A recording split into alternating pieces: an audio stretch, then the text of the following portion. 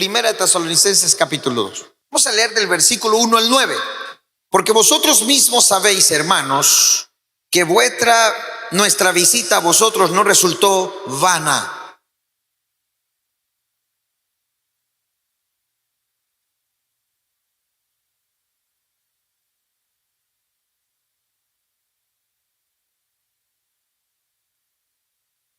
Porque nuestra exhortación no procedió de error, ni de impureza, ni fue por engaño.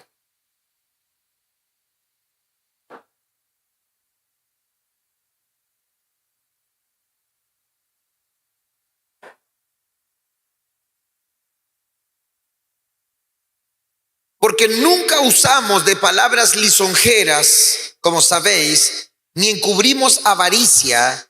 Dios es testigo.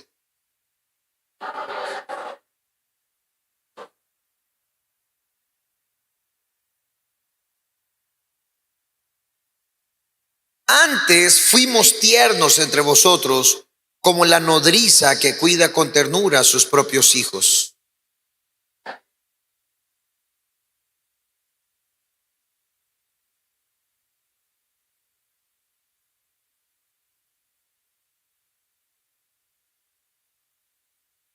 Todos, porque os acordáis, hermanos, de nuestro trabajo y fatiga, como trabajando de noche y de día, para no ser gravosos a ninguno de vosotros, os predicamos el Evangelio de Dios. Hemos estado disfrutando Tesalonicenses, ¿sí o no? En el capítulo 1 vimos acerca de la soteriología, o sea, acerca de la salvación.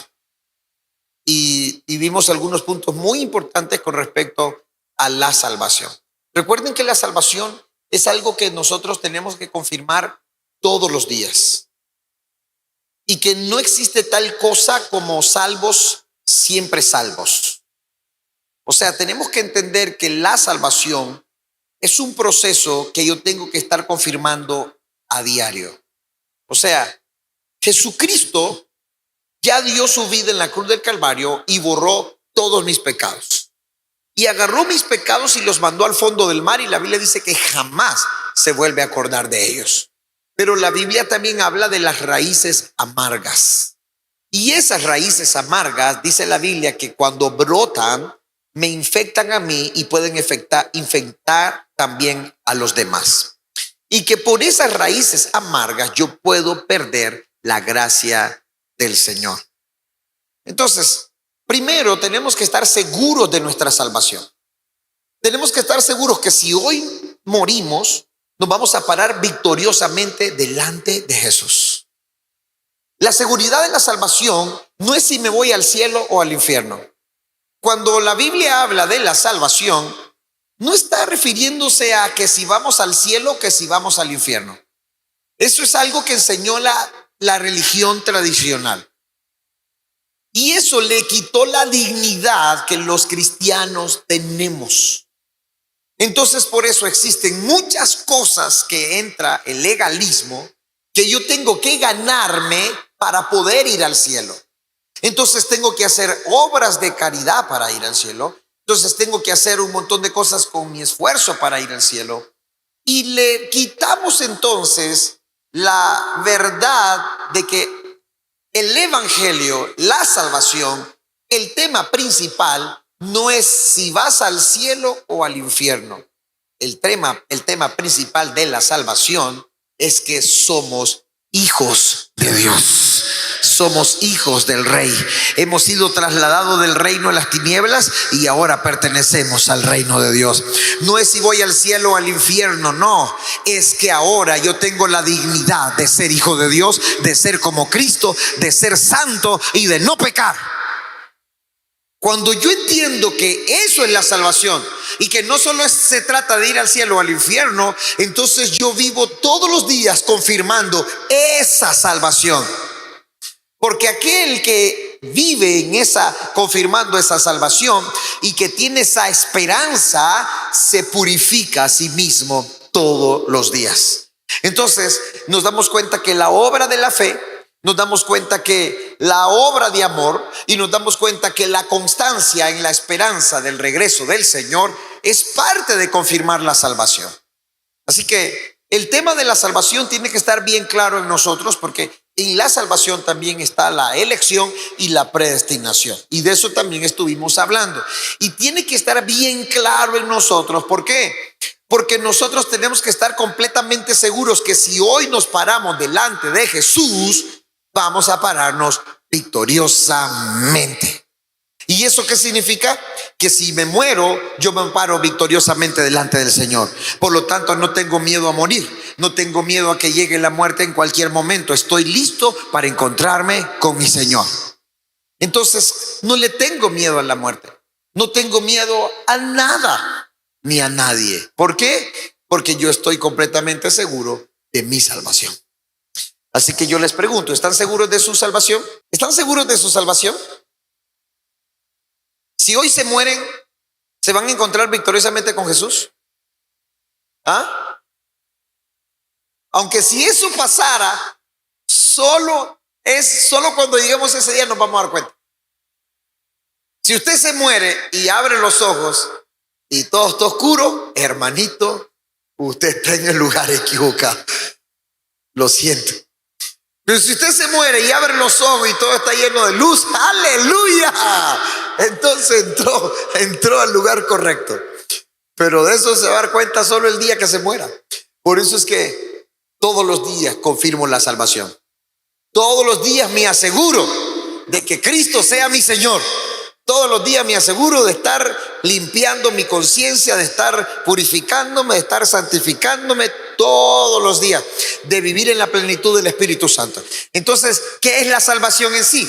Y esto es poderoso que lo entiendan. La salvación es que la palabra, el Espíritu y la sangre están continuamente trabajando y fluyendo dentro de mí. Así que yo estoy completamente convencido y seguro de la salvación. ¿Por qué? Porque la palabra, la sangre y el Espíritu están fluyendo continuamente dentro de mí. Siempre están trabajando dentro de mí. Estoy en la plenitud de la palabra, estoy en la plenitud del Espíritu y estoy en la plenitud de Cristo Jesús. Entonces, si yo vivo en la plenitud de la palabra, estoy en la plenitud de Cristo. Si yo estoy en la plenitud de Cristo, estoy en la plenitud del Espíritu Santo.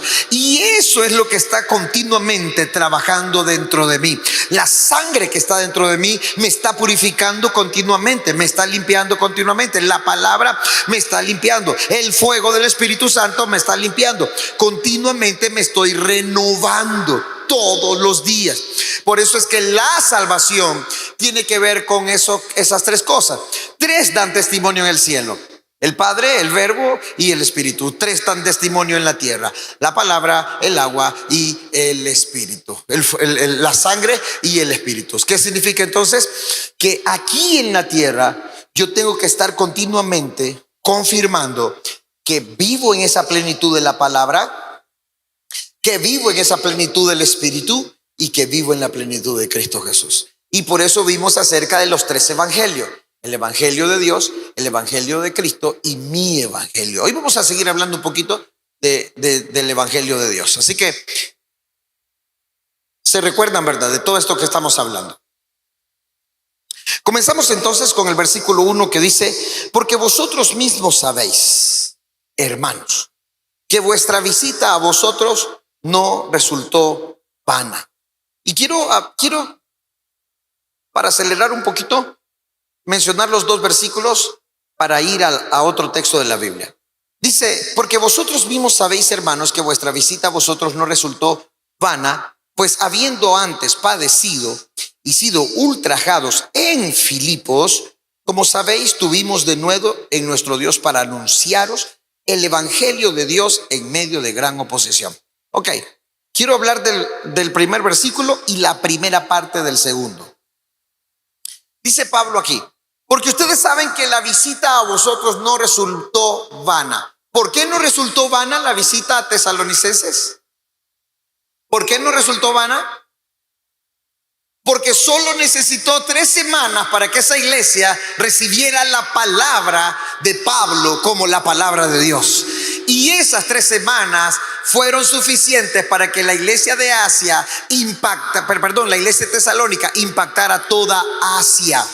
O sea, Pablo está diciendo, la visita a vosotros no nos resultó vana. ¿Por qué? Porque ellos al recibir a Pablo y al recibir la palabra, la recibieron como palabra de Dios. Y ahí está la diferencia cuando yo escucho un mensaje. Si yo escucho el mensaje como la palabra de Dios, eso transforma mi vida. Si yo escucho el mensaje como un mensaje más, si yo escucho el mensaje como información solamente, si yo escucho el mensaje solamente como, y escuchen, y aquí está el detalle, si yo recibo el mensaje como información, esa información que recibo se abre puerta para criticar. Entonces, en vez de recibir la palabra en fe, comienzo a criticar la palabra y comienzo a criticar lo que se predica y comienzo a criticar lo que se dice. ¿Por qué? Porque lo que estoy recibiendo es pura información, no es revelación. No es la revelación de recibir en fe la palabra. Por eso es que tenemos que siempre estar removiendo esa corriente helenística que se mueve muchas veces en nosotros. La corriente helenística es la corriente que me hace primero entender para luego creer. Todos aquellos que tienen esa corriente tratan de entender primero las cosas y después creerlas. Entonces, por eso es que usan su razonamiento, usan su intelecto y están siempre tratando de razonar todas las cosas. Cuando tenemos ese común denominador en nosotros, que siempre estamos razonando, todo lo vamos a razonar. Y la palabra necesitamos aprender a recibirla en fe. Y todo aquello que no viene de Dios, el mismo Espíritu Santo nos hace sacar lo que no proviene de Dios y solo dejar lo que es del Espíritu. Pero cuando yo comienzo a razonar y comienzo a criticar la palabra, entonces significa que lo que estoy recibiendo es pura información. Por ejemplo, yo he escuchado al pastor King predicar y me acuerdo que al principio él comenzaba a hablar tema de la salvación y yo me recuerdo que al principio yo, como no había escuchado todo el panorama completo, parecía que el pastor estaba hablando como los salvos siempre salvan. Porque él decía, nuestros pecados ya fueron borrados. Pecados pasados, presente y futuro ya fueron borrados. Entonces, cuando yo escuchaba esa cosa, yo decía, pero esto pareciera los salvos siempre salvan.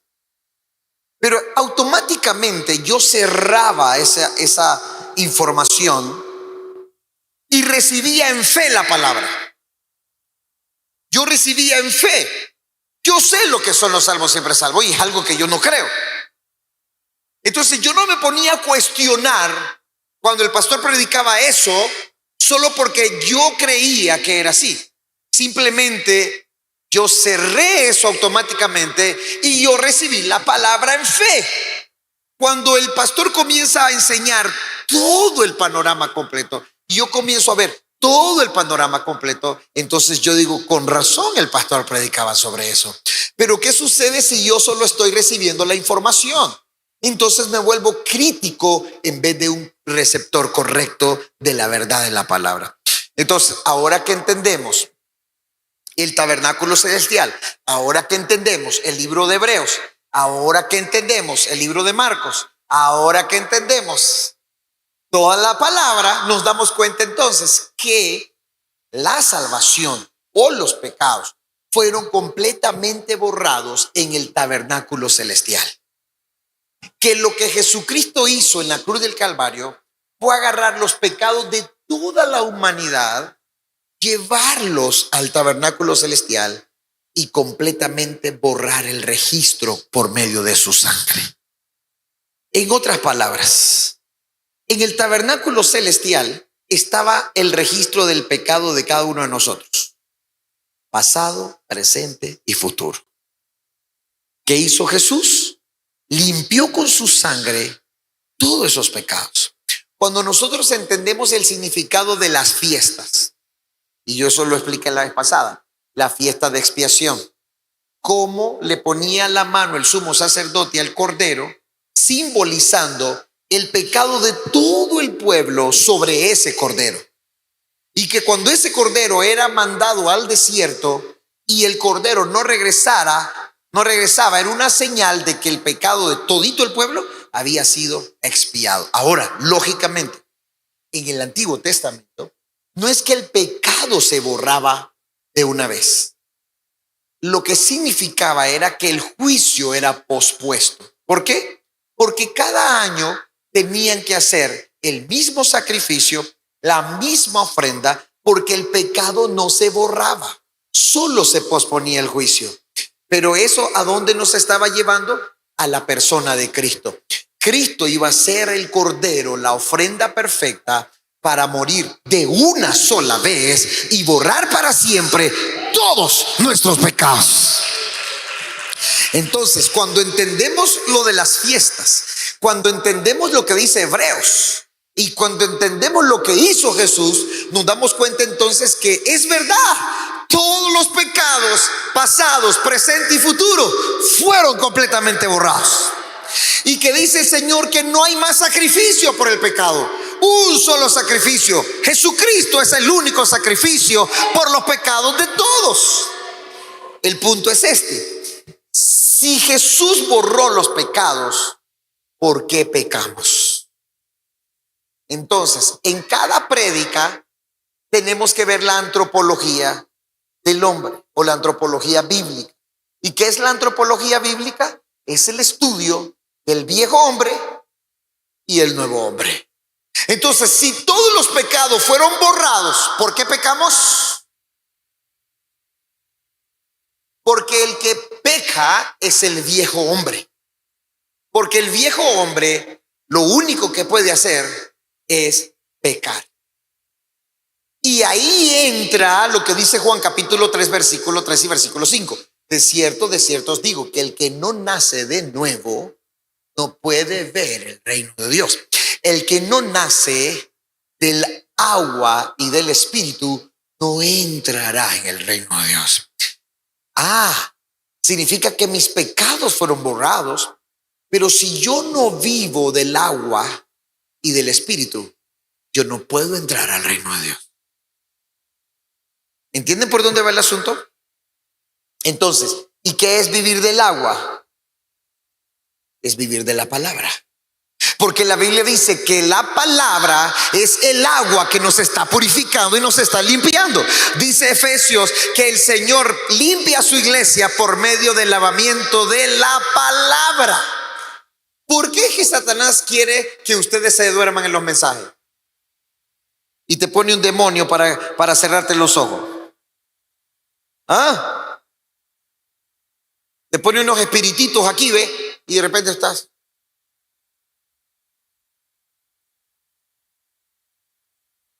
Y algunos peor. Yo los miro que estiran los pies.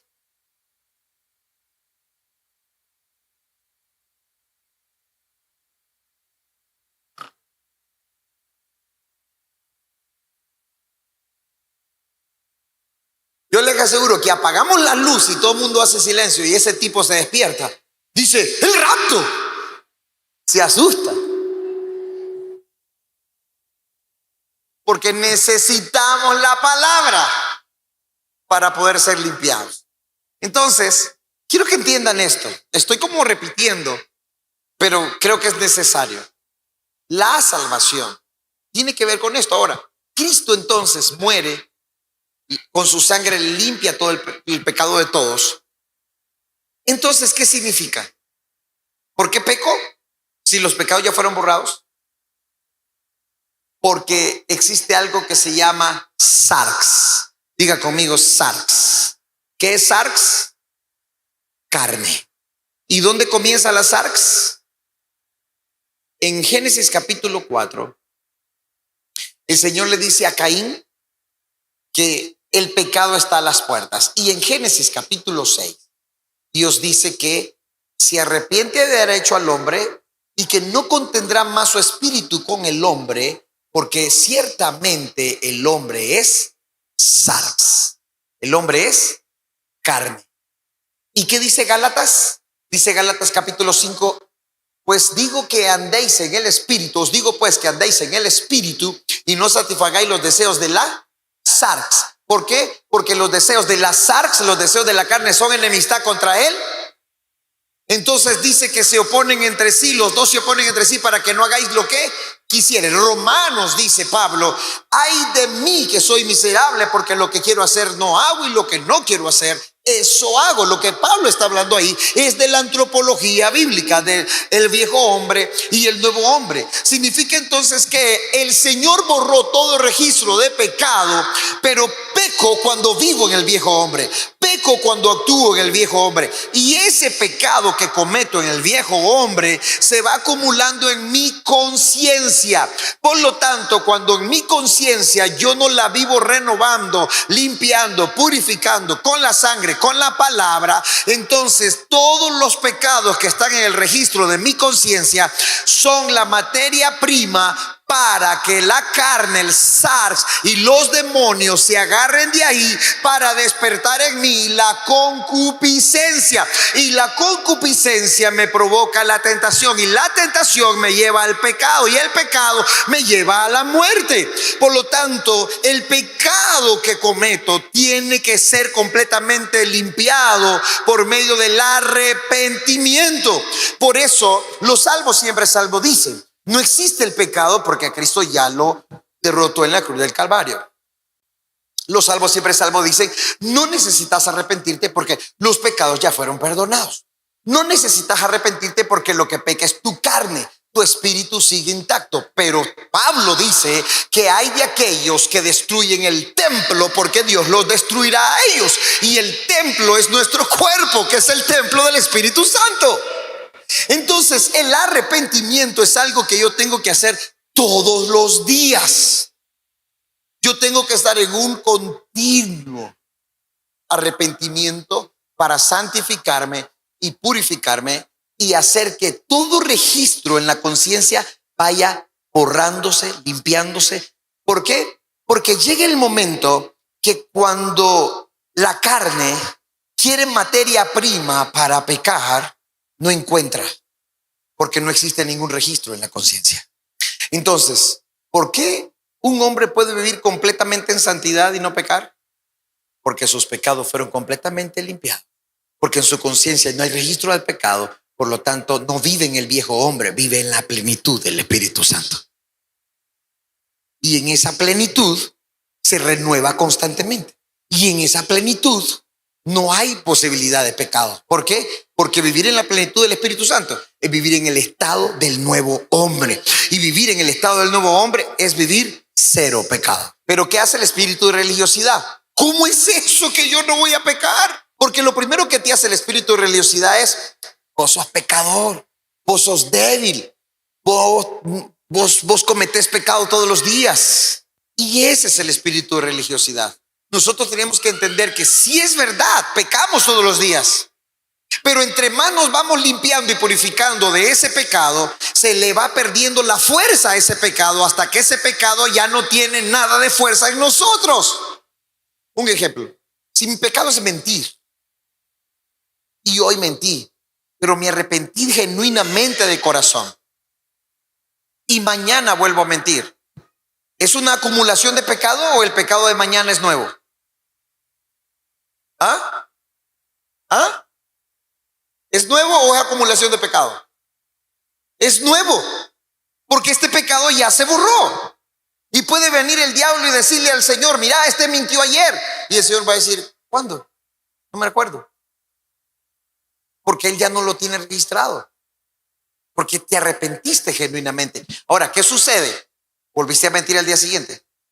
Pero en la medida que más te arrepentís, ese pecado de la mentira va perdiendo fuerzas en ti, hasta que llega un momento que nunca más vuelves a mentir.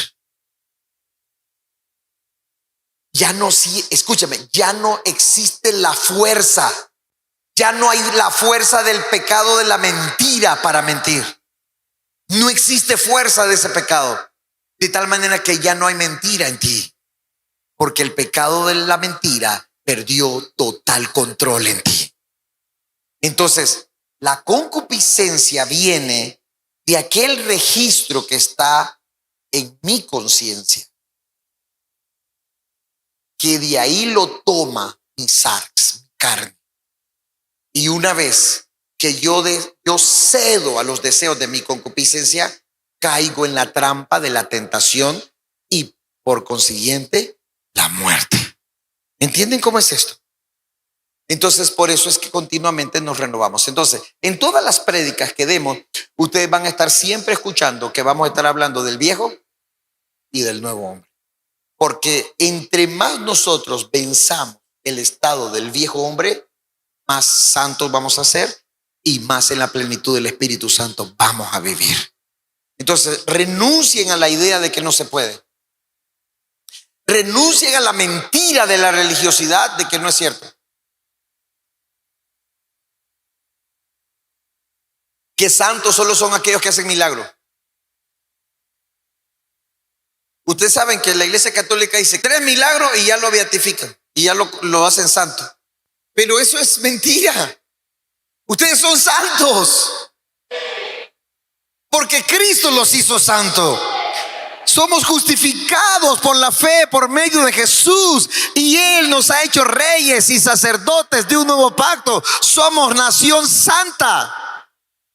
Así que necesitamos sacudirnos del espíritu de la religiosidad, que lo que ha hecho es detener la verdad de Dios en nosotros. Esos chips de la gran ramera. Entonces, ¿qué dice Pablo aquí? No fue en vana mi visita a ustedes, porque ustedes recibieron la palabra como palabra de Dios. Ahora, ¿por qué les dije todo esto? Porque cuando yo no recibo la palabra como palabra de Dios y la razono o trato de usar el intelecto, entonces mi espíritu no se edifica. Si yo la recibo con mi intelecto, mi espíritu no se edifica. Yo la recibo en mi intelecto. Si me gusta, digo amén. Si no me gusta, la cuestiono, la critico y la murmuro. Pero cuando la palabra la recibimos en el espíritu, es como les estaba diciendo. Hay cosas que no entendía cuando el pastor decía, pero yo comencé a recibirla en fe. Yo cerré mi intelecto y comencé a recibir en fe, en fe, en fe, en fe. Hoy puedo entender el panorama completo de la verdad. Pero si yo me cierro y me vuelvo crítico, esa palabra nunca se vuelve rema en mí. Entonces toda la vida me vivo justificando. No, yo no puedo ser santo. No, yo vivo pecando. No, yo sigo siendo pecador. No, yo peco todos los días. Entonces eres un reo del pecado. Entonces vives como pecador. Ahora, ¿pecamos porque somos pecadores o porque somos pecadores pecamos? ¿Pecamos porque somos pecadores o porque somos pecadores es que pecamos? Cuando usted peca es pecador. Cuando usted peca es pecador. Entonces usted es un hijo de Dios un día y después ya no es hijo de Dios. Entonces cuando Joshua se equivoca dejó de ser mi hijo. Aunque pequemos no somos pecadores, seguimos siendo justos y seguimos siendo santos. Porque somos pecadores es que pecamos. Entonces, ¿a dónde está el problema? En la carne. Escuchen, esto también recíbanlo en fe. A ver, papás, levanten la mano los papás. ¿Se equivocan sus hijos? ¿Y porque se equivocaron dejaron de ser sus hijos? Ok, lo mismo sucede con Dios. Cuando peco, aunque ya recibí la salvación, ¿dejo de ser hijo de Dios? Pero porque soy pecador es que vivo en el pecado. Quiero que entiendan la diferencia. Yo vivo en la justicia de Dios, yo vivo como hijo de Dios y peco, pero no dejo de ser justo ni dejo de ser hijo de Dios. Atención. Y como soy hijo de Dios, por eso me arrepiento. Por eso me santifico, por eso corro a la sangre, por eso corro a la palabra. Por eso el pecado no puede prevalecer en mí, porque como soy santo y como soy justo, corro a arrepentirme. Porque el que se arrepiente en mí es el nuevo hombre. Entonces, porque pequé, dejé de ser justo. No, sigo siendo justo. El punto es este. El pecador, ¿por qué es pecador? Es que peca. Ok, Samuel le encabó. Samuel ya no soy mi hijo. Samuel nunca más vuelve a ser mi hijo porque le encabó. ¿Eso es lógico? ¿Eso es real? Ok, entonces dejé de ser hijo de Dios porque le encabé. No, yo sigo siendo existencialmente justo. Una cosa es ser justo verdadero. Yo soy existencialmente justo porque por medio de Cristo soy justo. Pero ¿cuándo me convierto en justo verdadero? Cuando vivo santificándome. Entonces, atención, los justos existenciales somos toditos, pero nos convertimos en justos verdaderos cuando nos estamos continuamente santificando. ¿Entienden ahora lo que estamos diciendo? ¿Porque pecamos, somos pecadores? No, porque soy pecador es que peco. ¿Qué dice la Biblia? Que el que practica el pecado es del diablo, porque el diablo peca desde él. Pero para esto apareció el Hijo de Dios, para deshacer las obras de él. ¿Y qué dice 1 Juan capítulo 3 versículo 9? Aquel que ha nacido de Dios no peca, porque la simiente de Dios está en él y no puede pecar. Pero también en Juan dice que aquel que dice que no tiene pecado le hace a él. ¿Cómo es eso? Significa que mi viejo hombre en mí es el que continuamente peca. Pero hay un nuevo hombre en mí que es semejante a Cristo. Atención, si yo no tengo ese nuevo hombre, soy pecador y por eso peco. Pero si yo tengo el nuevo hombre que es Cristo, cuando peco, sigo siendo existencialmente justo porque yo tengo a Cristo. Pero ¿qué sucede? Yo me convierto en un justo verdadero cuando estoy venciendo la fuerza del hombre viejo. Y cuando yo estoy continuamente purificándome y limpiándome, entonces dejo de ser justo existencial y me convierto en un justo de verdad. Estoy completamente justificado de todo pecado y Dios me ve como que si nunca hubiere pecado. Ahora, si esto no lo entiende todavía, solo recíbalo en fe. En cualquier momento le cae el 5. Yo sé que no es fácil, pero si no lo entiende todavía, usted solo recíbalo en fe. Diga, yo soy justo. Diga, yo soy santo. Y diga, soy un santo y un justo existencial. Pero ¿qué tengo que hacer? Convertirme en un justo verdadero.